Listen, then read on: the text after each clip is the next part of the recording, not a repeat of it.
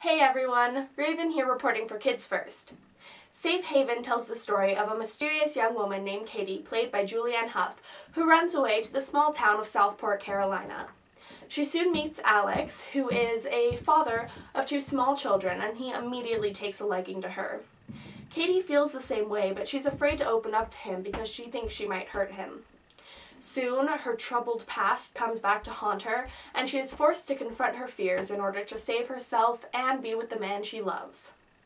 I really liked this movie. I honestly didn't think that I would like it because when I watched the trailers it just seemed like another chick flick romance film, but it actually has a lot of thrill and mystery to it, which was something very unexpected that I really enjoyed. I really enjoyed the cinematography as well because it is directed by Lasse Hallström, who also directed one of my favorite movies, which is What's Eating Gilbert Grape. And I noticed a lot of similarities between the two films when it comes to the picturesque qualities of the visuals as well as the music and the directing techniques. I really liked the music in this movie because it definitely had its romantic qualities, but it also carried a lot of suspense when it needed to.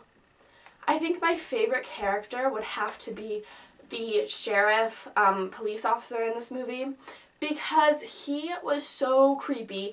A lot of the acting in this movie was pretty good, but it wasn't necessarily the most believable acting that I've ever seen.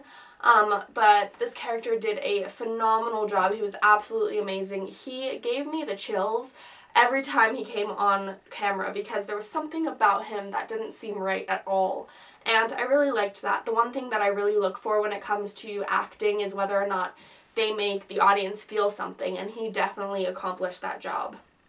I think my favorite scene would probably have to be when Katie comes to Southport for the first time because she wasn't planning on going there. She was planning on heading to Atlanta, but the bus that she was on ended up just stopping in Southport, and she got off and she just had this feeling that she would be safe there, and it really showed that through the cinematography and the camera angles, the way it showed birds flying and the peacefulness of the water and the quaintness of the town.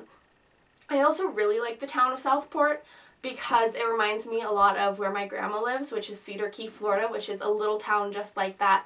And when I was watching this movie, I was like, oh, it feels so homey to me because I love Cedar Key. It's like the cutest place on earth.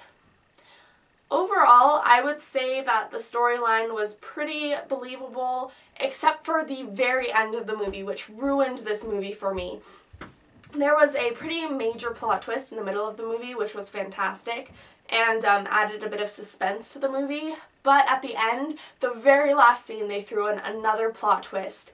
And it just completely ruined it because it took it from being a very realistic movie to being completely unbelievable, and it was just really annoying to be quite honest.